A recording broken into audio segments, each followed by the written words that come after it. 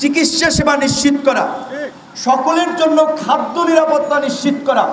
রাজনৈতিক দল হিসেবে আমরা সবার কথা ভাবি, সবার কথা বলছি, আমরা বলবো। ডিসিএসপি তাদের মাধ্যমে আমরা আহ্বান জানাবো শিক্ষকদের সম্মান এবং মর্যাদা প্রতিষ্ঠিত করার জন্য আপনারা সহযোগিতা করবেন।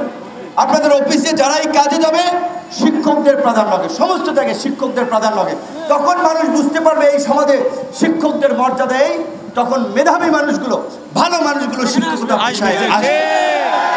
সুতরাং আপনারা আজকে একটা দাবি নিয়ে আসছেন, একটা দাবির পাশাপাশি আমি একমত হয়েছি যে আপনাদের এই বদলিটা করা উচিত। এটা ছোট ইস্যু, 1000 কিলো দূরে আছি ভাই। আপনাদের অনেক মানবিক ইস্যু আছে। আপনারা যে বেতন পান ওই বেতন আপনাদের সংসার চলে না। সবাই আপনাদের শিক্ষক, আপনাদের ছাত্ররা ব্যবসায়ী হচ্ছে, সাংবাদিক হচ্ছে, আমরা হচ্ছে, কিন্তু আপনি যেই বেতনে পাচ্ছেন আপনি এখনকার প্রেক্ষাপটে আসলে আপনার সমাজে ডাল ভাত খেয়ে পরে বেঁচে থাকাই মুশকিল। ওইখানে ওই বিষয় নিয়ে আপনারা কথা বলেন। শিক্ষকদের বেতন কাঠামো হবে সবার উপরে।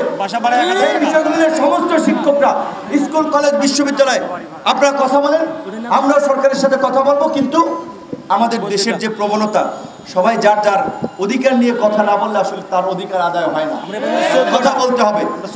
আর আজকের জায়গা থেকে আপনারা যেই বিষয়ে আমাকে ডেকেছেন সেই বিষয়ে আমার অবস্থান জানিয়ে দিচ্ছি। এটা অত্যন্ত যৌক্তিক। বিশেষ করে এই অল্প টাকায় বেতন, তার বাড়ি কুড়িগ্রামে, তার যদি চাকরি হয় বরিশালে, ওই বাসা ভাড়া করে থাকা খুব কষ্ট স্যার। আমিও মনে করি 9000 টাকা নিজ জেলায়, জি নিজ থানায়, এবং সুযোগ থাকলে উপজেলায়, এইখানে যদি আপনার তাদেরকে দায়িত্ব দেওয়া হয়, এলাকার দায়বদ্ধতা থেকেও তারা একটু পালনের একটা চাপ অনুভূত করে। তো কাজেই সেই ক্ষেত্রে এটা যৌক্তিক দাবি, এটা মেনে নেওয়ার আমরা দাবি জানাই। পাশাপাশি আপনাদের যে কোনো যৌক্তিক এবং ন্যায়সঙ্গত দাবিতে আমাদের দাবি মানতে হবে, মানতে হবে, আমাদের দাবি মানতে হবে, মানতে হবে। আমরা 14 বার মন্তব্য হয়ে গেছে এই জায়গাতে, 14 বার। আমরা পরিষ্কার কথা ভাই আপনাদেরকে বলি, আমরা ক্ষমতায় যাব কি যাব না, কবে এমপি মন্ত্রী হব, এইটা আমরা হিসাব করি না। রাজনীতি করেছি আমাদের যে দলের স্লোগান, যে জনতার অধিকার আমাদের অঙ্গীকার, আমাদের অঙ্গীকার দেশ হবে জনতার। এই যে একজন রিক্সাওয়ালা ভাই বসে আছেন, বাসের ড্রাইভার যাচ্ছেন, টেম্পুর চালক যাচ্ছেন, আমাদের শুধু আমাদের কথা ভাবলে হবে না, সবার কথা ভাবতে হবে।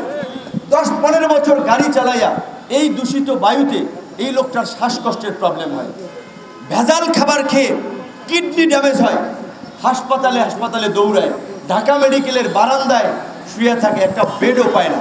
তো এই মানুষগুলোর চিকিৎসা সেবা নিশ্চিত করা, সকলের জন্য খাদ্য নিরাপত্তা নিশ্চিত করা, রাজনৈতিক দল হিসেবে আমরা সবার কথা ভাবি, সবার কথা বলছি, আমরা বলবো। সুতরাং গণ অধিকার পরিষদকে আপনাদের যে কোনো যৌক্তিক দাবি দেওয়া আদায় আপনারা পাশে পাবেন।